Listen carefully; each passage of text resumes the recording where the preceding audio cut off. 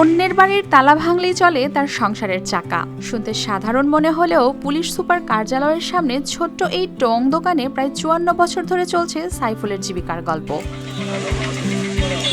প্রায় ৫৪ বছর আগে জীবিকার তাগিদে এই পেশায় আসেন তিনি।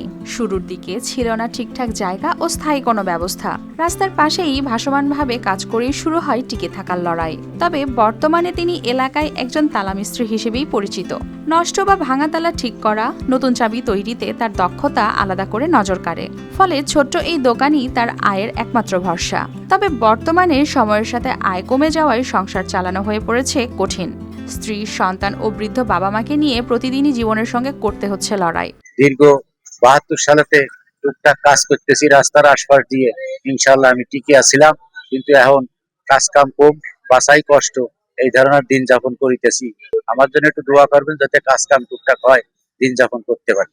সামান্য আয় আর অগাধ পরিশ্রমে জীবনের চাকা ঘোরানো এই গল্প শুধু সাইফুলের একার নয়, এটি সমাজের হাজারো নিম্ন আয়ের মানুষের বাস্তবতার প্রতিচ্ছবি।